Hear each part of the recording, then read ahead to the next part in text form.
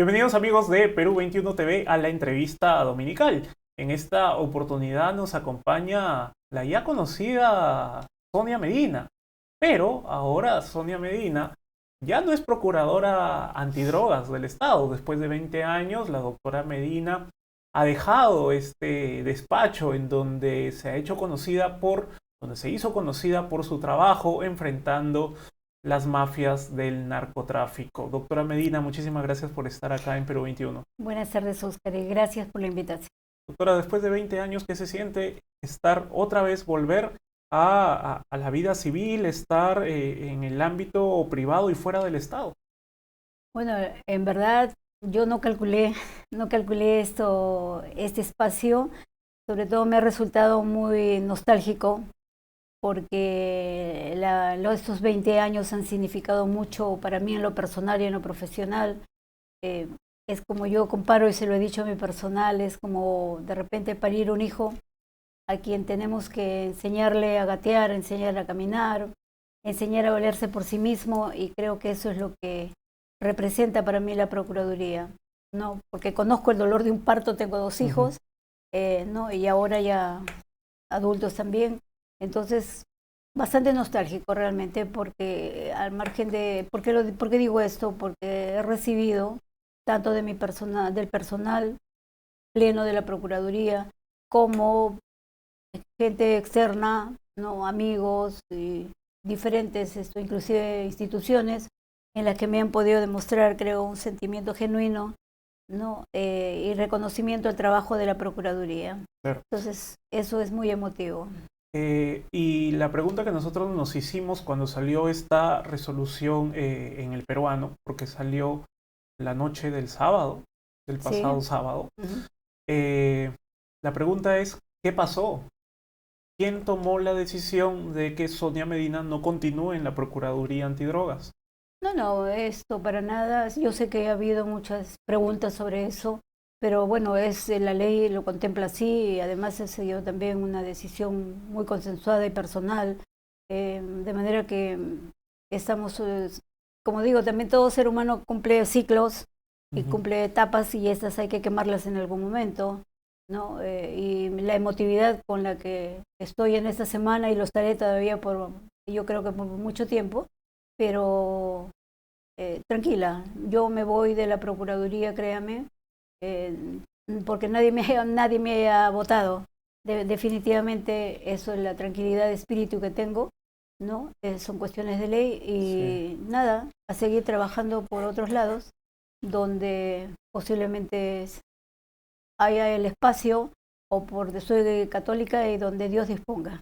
Doctora, usted me hablaba de reconocimientos, pero yo también le digo acá que puede haber mucha gente que esté celebrando que usted esté fuera de la Procuraduría Antidrogas. Y le hablo de los zonas o los grupos que usted ha tenido en la mira por mucho tiempo. Estamos hablando de estas gentes que se manejan en las economías ilegales. Vamos, clarísimo, los Sánchez Paredes, el clan Arévalo, el clan Eteco Ujú. y muchos otros personajes a los que usted los ha puesto allí en regla. ¿Cómo están estos casos? ¿Cómo quedan estos casos emblemáticos de la Procuraduría Um, Antidrogas? bueno, es cierto, ¿no? Creo que todos los que hacemos algo, no por convicción, por conciencia, en algún momento vamos a tener también reveses, ¿no? Por los casos que usted menciona, en verdad esto se ha trabajado duro, hemos desplegado muchos esfuerzos para que podamos conseguir razón y justicia, ¿no? Yo me voy muy, digamos, muy tranquila y muy satisfecha, porque para el caso y ojalá esto no me cueste una demanda, por decirlo, o los casos, los que usted menciona, el caso Sánchez Paredes queda bien encaminado de parte de la Procuraduría, ¿no? Porque el Ministerio Público está en este momento ya casi en la etapa última, que es los Ujú. alegatos, donde se está demostrando que realmente es irreversible, ¿no? Lo que hemos perseguido en estos 13 años de investigación y de proceso, y nada más significativo que un proceso de casi 7 años. Entonces, de acuerdo a mi percepción, eso es lo que avisoramos nosotros como entidad, o hemos Ujú. avisorado. El Ministerio Público está haciendo su trabajo y muy pleno. Mis respetos en este caso, por las fiscales que están llevando a cabo su trabajo, y desde la Procuraduría también. Yo me estoy yendo ya con alegatos casi terminados, que no los voy a sustentar por las razones que ustedes ya conocen, pero aspiramos, ¿no? Desde el lado humano y desde el lado, digamos, profesional, de que sería irreversible un resultado del que nosotros hemos propuesto. Pero bueno, ahí están los casos, y esperemos que para el caso de los Sánchez Paredes, Dios ilumine a los magistrados. Yo sé que van a hacer un análisis muy sesudo porque es un caso muy, muy complejo. Quién sabe, es el único caso de lavado de activos en la dimensión, ¿no?, y complejidad que se ha procesado. En cuanto al caso del famoso Eteco, bueno, también ese caso hemos sido casi de nulidad en nulidad. Sobra decirlo por qué razones, ¿no? Lamentablemente todavía hay jueces bastante, ¿qué le puedo decir esto?, denostativos para el propio Estado, ¿no?, obsecuentes si se quiere, y bueno, hemos tenido ese tipo de resultados, ¿no?, que al final conseguimos la Procuraduría también, la Fiscalía en su momento, una nulidad, que se sigue luchando por ella, hasta donde las últimas resoluciones han sido de que se prosiga con las investigaciones contra esta persona. Y bueno, será ya, nosotros también hemos interpuesto un último recurso impugnativo con respecto a un archivo, y bueno, aspiro y ojalá también que ese caso más adelante llegue a un proceso, pues. Si no es así, ya cada quien será responsable de ello. Y desde acá, desde la prensa, vamos a estar bien atentos porque son casos que en la prensa también han tenido mucho eco, y muchos periodistas de investigación con sus pesquisas, sus averiguaciones, siempre ha habido una buena relación con la Procuraduría Antidrogas o con los fiscales de entonces para poder que esos casos salgan adelante, ¿verdad, doctora? Así que vamos a estar atentos a lo que pasa. Perdón, un poquito, creo que no completé la respuesta anterior en el tema de que mucha gente se alegrará, posiblemente. Entonces esto, nada más es que quien quiera que ingrese a la Procuraduría, o el mismo personal ya sabe la mística con la que se ha venido manejando, y eso para nosotros no es ningún temor. Sí han hecho cosas bastante, digamos, drásticas a nivel profesional, y yo creo que todos seguirán en la misma brega. Doctora, en todos estos años que usted estuvo en la Procuraduría, aproximadamente se habrá visto pasar 7, 8, 9 presidentes, incluyendo Dina Boluarte, ¿verdad? ¿Qué recuerda de todos estos años, o cuál ha sido el periodo de gestión, el periodo de gobierno en donde la lucha antidrogas tuvo mayor limitación, y decir?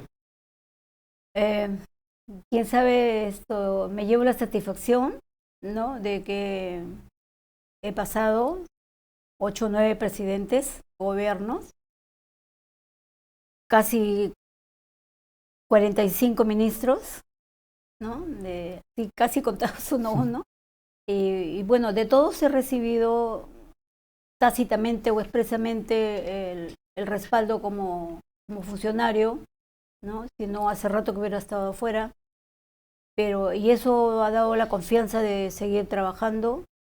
No sé todavía sobre qué propuestas hay como decisión política de parte de la presidenta actual, pero lo que nosotros pedimos, y digo nosotros todavía porque me siento un poco parte, ¿no?, por todo lo que se está dejando y por lo que hay que hacer. Entonces, que haya decisión política también para esta lucha antidrogas, porque la lucha antidrogas no es poca cosa, ni se puede minimizar, ¿no?, lo que significa para el Estado peruano tener que afrontar esta lucha a través de los actores que siempre los he manifestado, ¿no?, que son los más públicos, digamos, la Policía Nacional, el Ministerio Público, Poder Judicial, y nosotros de repente como una cuarta pata de la mesa, Hemos sabido, creo, estar bien puestos, ¿no?, sobre una mesa y, y ojalá que haya una decisión política en un mayor apoyo también a esta lucha. ¿Y en función de qué? En función de imagen país, ¿no? En función de que como Estado tenemos que, tendría que marcarse un jus puniendi, ¿no?, y una autoridad severa sobre la delincuencia organizada o el crimen organizado. Y qué duda cabe que dentro de eso, dentro de los delitos más lesivos está el narcotráfico, como lo está el lavado de activos o como lo está minería ilegal y entre otros delitos, ¿no? ¿En el Perú hay cárteles de la droga o nos quedamos a nivel de clanes y familia? No, tenemos de todo un poco.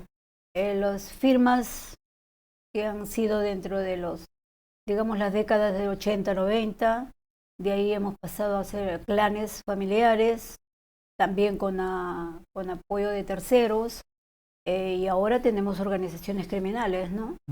De alta lesividad. Sobre todo, si tenemos que focalizar el territorio nacional, están casi en todo el país y con mayor precisión en el Brain, ¿no?, que es un tema bastante álgido también, y ahí viene la decisión política de una vez tomar las riendas sobre el Brain.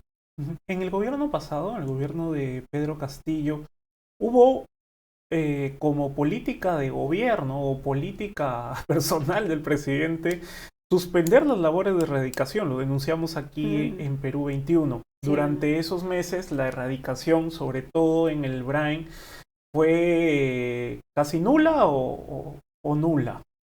¿Qué tan importante es que se siga con esta política de Estado para luchar contra las drogas?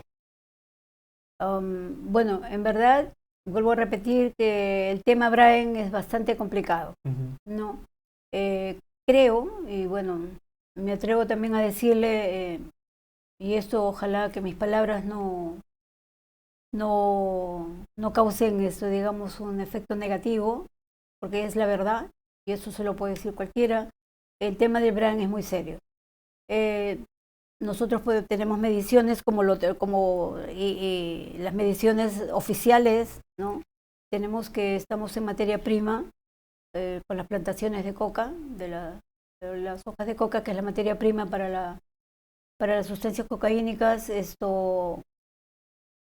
de una manera alarmante. Todo el territorio nacional prácticamente está infestado de cultivos. Luego tenemos la producción, que venimos peleándonos entre Colombia y Perú, ¿no?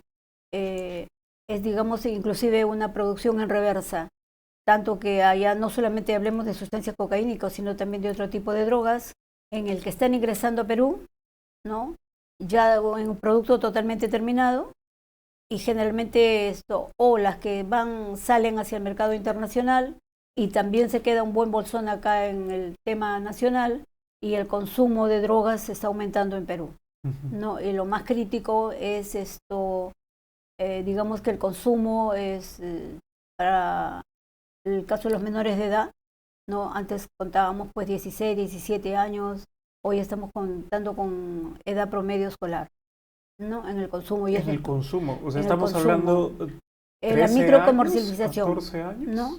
Claro, la microcomercialización es muy crítica en este momento. En las estadísticas de la Procuraduría contamos nosotros más con las organizaciones que ahora también son organizaciones, de duda cabe de eso. Microcomercialización son un poco más de 60.000, estadísticamente hablando. 60.000 organizaciones. No. 60.000 casos que tenemos de por microcomercialización solamente. En menores de edad. No, me refiero en las modalidades. Tráfico de drogas tiene modalidades. Sí. Pueden ser la microcomercialización, la macrocomercialización y después todo lo que revierte en organizaciones criminales. Me refiero que hay que tener mucha alerta, mucho cuidado, ¿no?, de proteger en este caso el consumo, ¿no? Y en todo sentido. E inclusive hasta que me atrevo a decir que tiene que formar parte, ¿no?, de la educación cívica en los colegios como currícula, también las alertas con respecto al tráfico ilícito de drogas. Porque eso, los traficantes no miran edades, ni miran color, ni nada. Solamente ellos, por tener réditos, poco les importa la humanidad. Entonces allí eso sí es preocupante. Por eso es que en la Constitución también dice que es el Estado quien combate el tráfico ilícito de drogas, ¿no es cierto? Claro. Partiendo por ahí, tendríamos que pensar cómo decala esta lucha, claro, ¿no? Y definitivamente hay instituciones propias para ello. Qué duda cabe que una de ellas es la Policía Nacional del Perú, ¿no? A quien tendría que prodigarse también todas las facilidades, los presupuestos debidos y la logística necesaria para seguir en esa lucha, ¿no? Claro, doctora, aquí quiero preguntarle porque en diciembre se habló mucho del Brain y de la influencia que estaba teniendo el Brain en las protestas y la violencia que se originó tanto en el mes de diciembre como en el mes de enero. Realmente, ¿cuál era el interés de estas personas o de estos clanes o de estas dirigentes del Brain de involucrarse con las protestas que todos los peruanos vimos? Bueno, como le decía hace un momento, la problemática del Brain es bastante álgida, ¿no? Por políticas de Estado también en un momento se le entregó esta lucha al Plan Brain, que era manejado por las Fuerzas Armadas, pero poco, desde mi experiencia, ¿no?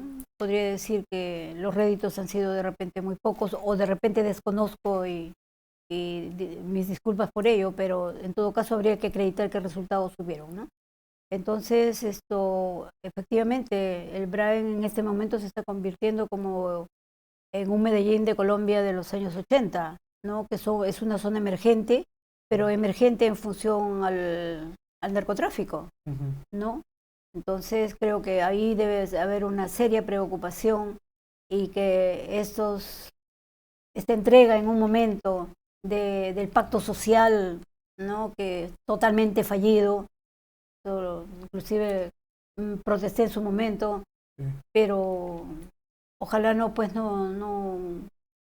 sea derogado o simplemente se saque del sistema, ¿no? Porque con ello solamente lo que estamos haciendo es entregar un territorio en libertad al narcotráfico y a los demás delitos que son conexos al narcotráfico, ¿no? Y los dineros, los patrimonios mal habidos o los dineros sucios, por eso vemos en este momento una modernidad única en una zona que antes era prácticamente una aldea del oeste, ¿no? O comparativamente en eso.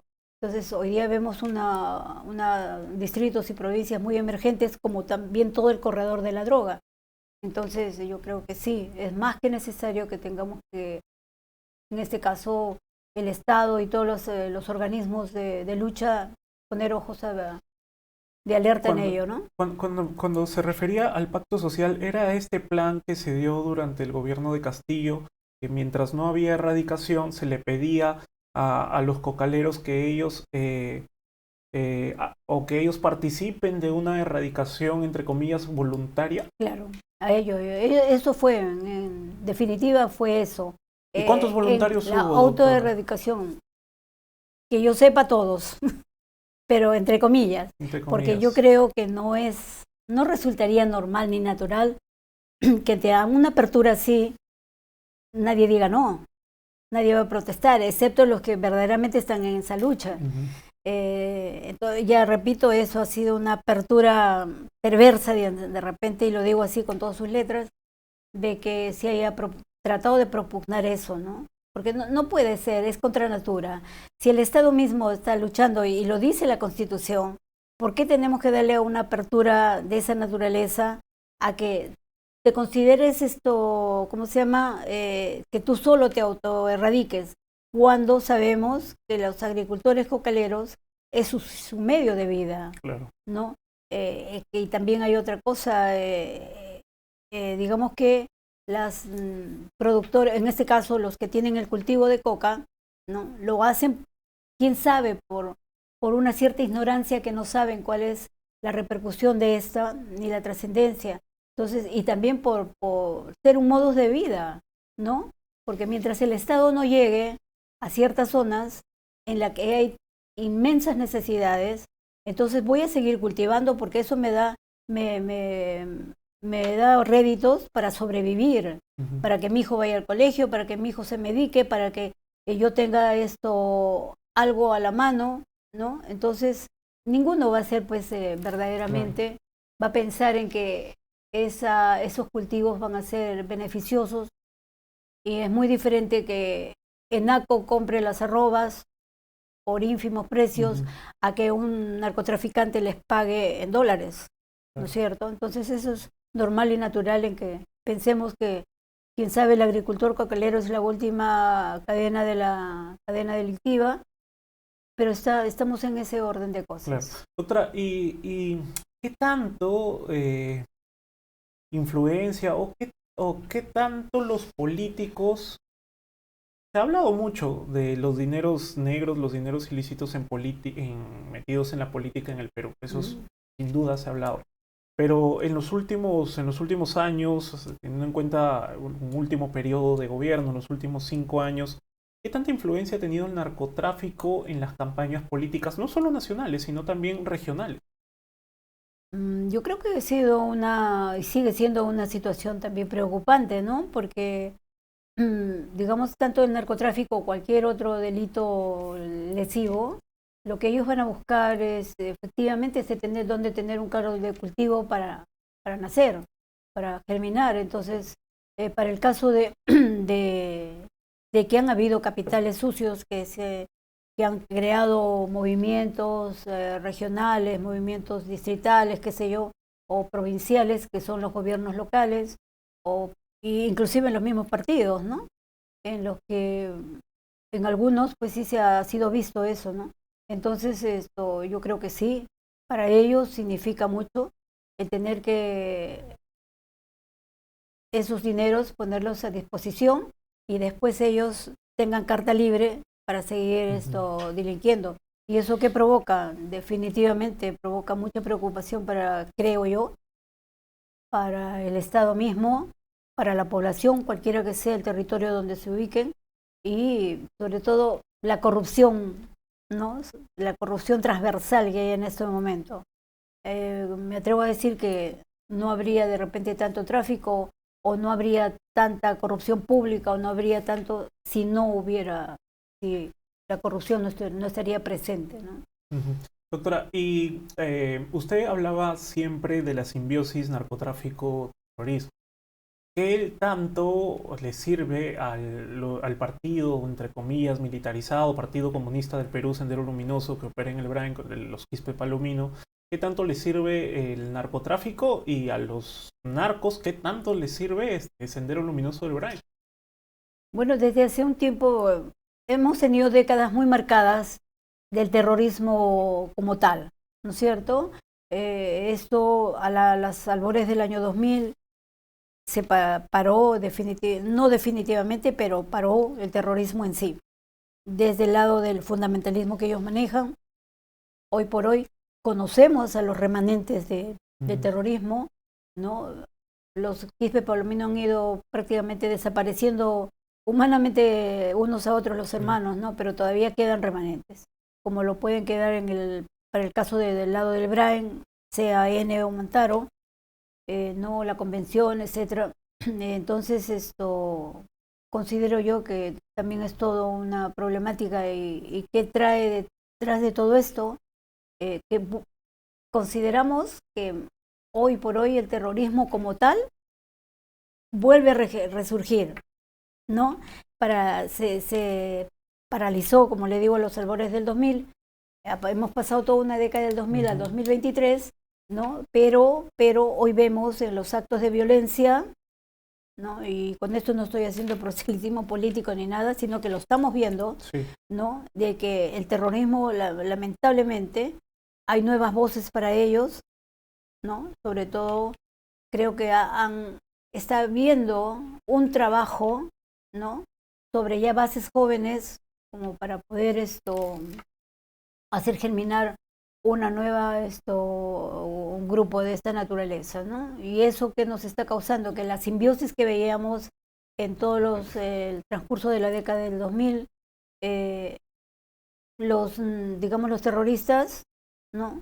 Han ido siendo solamente un cuerpo más, no parte de la estructura criminal del narcotráfico, ya sea como un soporte de, digamos, de transporte, como un soporte de comercialización interna, como un soporte de acopio interno de la droga, porque ahora hay muchos, ¿no? Grupos, en este caso de terrorismo, que todavía están por las zonas del Brain, ellos tienen cultivos, hacen producción, hacen comercialización, hay intercambios, hay trueques entre ellos, entre lo que propiamente es el narcotráfico, propiamente es en este momento las secuelas de terrorismo, ¿no? Entonces, esa simbiosis se ha estado dando, pero de repente muy soterradamente.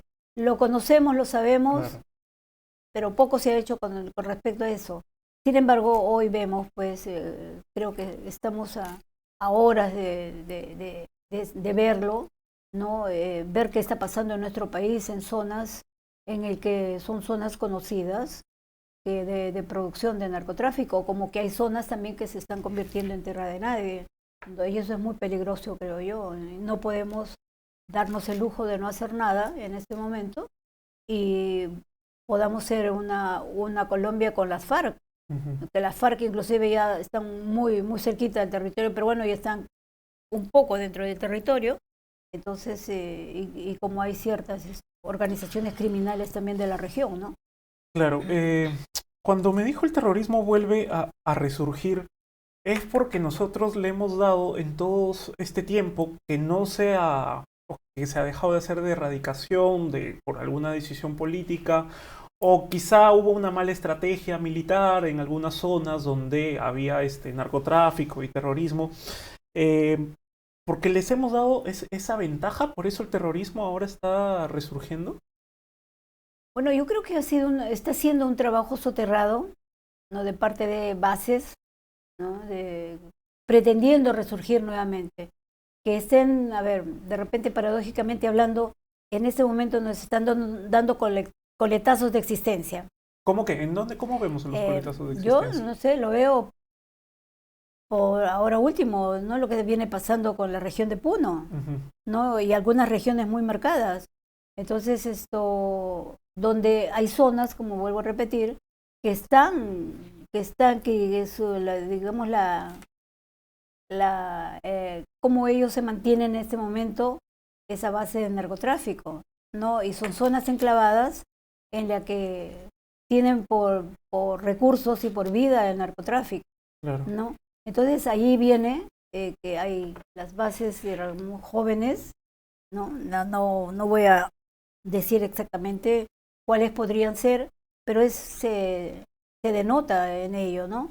Porque ellos, está bien, yo entiendo, y con eso no voy a entrar en temas políticos, pero se ve y ellos tienen todos los peruanos creo que tenemos en algún momento la necesidad de reclamar postergaciones, sí, claro, pero no de la forma tan violenta como se está actuando ahorita, ¿no? Y sobre todo por intereses que en verdad ellos también tienen que separarse de la paja y el trigo, ¿no es cierto? Trigo, claro. Decir, nosotros necesitamos que atiendan nuestras postergaciones, ¿no? Y tantas situaciones, pero no de esa forma, ¿no? De que hayan policías muertos, policías quemados vivos, y tantas situaciones que se están provocando ahora. No sé.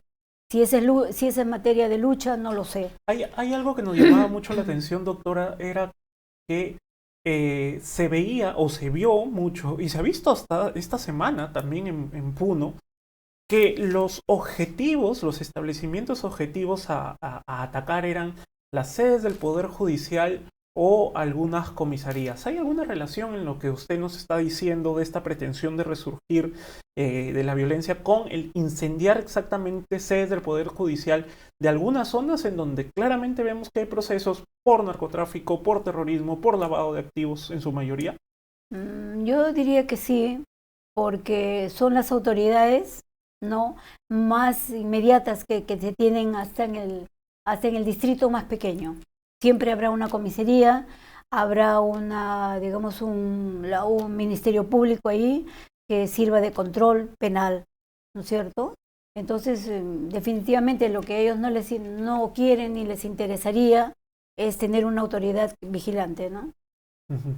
Doctora, para ir a otro tema que no le he preguntado, pero ¿quién la va a reemplazar? ¿O cómo se elige a su reemplazo? Bueno, en verdad está en la norma, en el sistema de defensa jurídica del Estado, ¿no? Que hoy de la teniente rectora de la Procuraduría General del Estado va a haber, de acuerdo a eso, hay un concurso público, Ujú. ¿no? Que me imagino habrá muchos aspirantes, ¿no? Y ya de lo que decida realmente, tanto que se cumplan las bases como que cumplan los perfiles, porque la Procuraduría de Drogas no es, digamos, todas en realidad son estancos de autoridad y Ujú. estancos de profesionalidad y demostrar muchas cosas a través de cada procuraduría, ¿no? Pero no es porque yo haya estado 20 años en la Procuraduría o porque tome partido para esto, pero lo que sí les he de decir, la Procuraduría Antidrogas es una Procuraduría que necesitaría un perfil un tanto especial. No político. Definitivamente no. ¿Por qué sería político? Si la labor de una procuraduría es eminentemente esto, ¿cómo se llama? De profesión, profesionalidad, demostrar una profesionalidad Ujú. para tener que apoyar o ayudar con las demás autoridades, en este caso Ministerio Público, aunque la palabra coadyuvar no me gustó mucho, porque cada quien Ujú. tiene su autonomía, ¿no? Claro, Nosotros siempre hemos actuado con plena autonomía, pero sí es una cuestión de una alianza estratégica que hay con los actores, claro. como para no causar impunidad y que verdaderamente el delincuente tenga que pagar el precio que corresponde, ¿no? Y al Estado como autoridad. Doctora, y usted me decía que usted tomó esta decisión por un tema personal. ¿Y ahora qué ha pensado? ¿Dónde va Sonia Medina? ¿Qué hará? ¿Hay pretensiones o quizá hay algún ofrecimiento político para continuar dentro de la vida pública del país? Bueno, todavía no lo sé. Mire, en este momento llevo una casi con hoy, o que todavía yo no sabía cuándo iba a salir la resolución, pero bueno, esto todavía llevo una semana muy emotiva, esto, y pienso darme todavía un tiempo sabático, como se llama, para, para en todo caso emerger con otra cosa. Hay varias perspectivas, por suerte, tanto personales a nivel de privado como público, pero solamente yo como siendo creyente, ¿no? Ujú. Católica, y yo digo, donde Dios me ponga, en lo que me reste de vida, pues nada, a seguir adelante, si es que hubiera que luchar por otros, inclusive por otras cosas, lo haría, y nada, a esperar nomás que me depara a mí que me depara Dios, ¿no? Antes no le podía hacer esta pregunta por el cargo que ostentaba, pero ahora sí se la puedo hacer. Bueno, está en usted si me responde o no me responde. ¿Cómo evalúa la labor de los políticos que tenemos actualmente en el Congreso y en el Ejecutivo? Bueno, a ver, yo le doy mi punto de vista ciudadano, que Claro. creo, como todos creo, tenemos derecho a hacerlo, ¿no es cierto? Yo le diría que hoy no me representan nada. Y eso a una simple traducción, ¿no? Creo que todos los ciudadanos estamos muy desazonados con el actuar político. Obviamente que hay excepciones, ¿no? Pero lamentablemente esas excepciones son muy pocas. Hoy nomás me entero de que, por ejemplo, hay una decisión de que se pretenda, y eso sería muy perverso realmente, se pretenda que que la defensa de la defensa jurídica del Estado vaya a ser tercerizada, ¿no? Entonces yo creo que sí estaríamos en un serio problema, ¿no? De que eso prospere. Yo desde mi punto de vista ciudadano no lo aceptaría, Ujú. ¿no?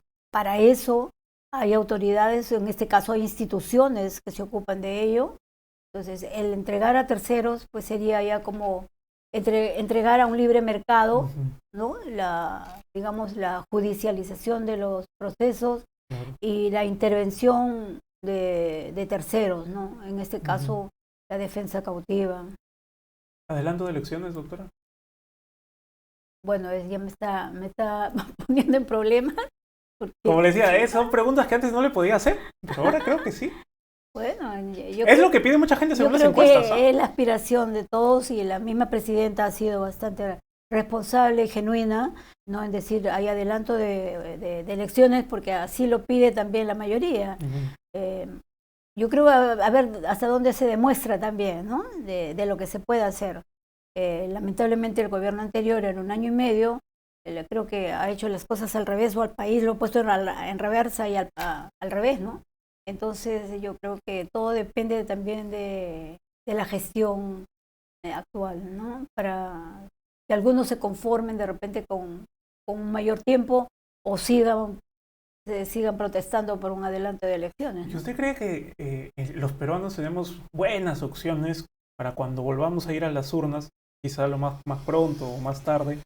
¿Usted ve alguna en el panorama político, sin decir nombres, pero usted ve que tenemos opciones por quién marcar, de quién elegir, o partidos que realmente representen los intereses de los peruanos? Otra vez le digo que le doy una respuesta desde mi derecho ciudadano. Y mi crítica también, ¿no? Como ciudadana peruana, porque todos vivimos acá y de alguna manera absorbemos lo bueno y lo malo, pero considero que algo visible en este momento no lo hay. Pero eso no significa que sí habría personajes que podrían, con la mayor de las convicciones, creo, y con el amor al país, trabajar por el país, Ujú. ¿no? Eso sí, que duda me cabe. A todo nivel. Yo creo que desde lo que nos toque elegir una próxima Ujú. vez y que también nosotros seamos un tanto responsables, ¿no? De lo que elegimos. Y a veces no hay que elegir por hígado o no hay que elegir por caras bonitas ni por quién mejor hable en este caso, ¿no? Sino por ver un buen perfil, digamos, significativo y completo de quién podría representarnos la próxima vez como presidente, ¿no? Y Ujú. definitivamente qué decala sobre esto, ¿no? Estamos hablando de Congreso, estamos hablando de autoridades, a personas a quien se les entregan la confianza de que hagan una labor, ¿no? En aras de país, porque no me cabe en la cabeza hasta ahora de que hay personas que ingresan solamente para un lucro personal o simplemente hay un miserable engaño, ¿no? De yo Ujú. puedo hacer esto y al final lo único que se hace es entregar su territorio, entregar su provincia, su distrito o quién sabe el país. Ujú. Bien, doctora Medina, le agradezco por su tiempo, muchísimas gracias. Gracias también y espero haber absuelto sus preguntas. No, claro que sí. Bien, fue la doctora Sonia Medina, ex procuradora antidrogas, usted ya lo escuchó, pero si quiere leer esa entrevista lo puede hacer por supuesto en la edición impresa de este domingo de Perú 21 TV y también puede encontrarnos en todas nuestras plataformas. Mi nombre es Oscar Quispe, nosotros nos despedimos hasta una próxima oportunidad. Permiso.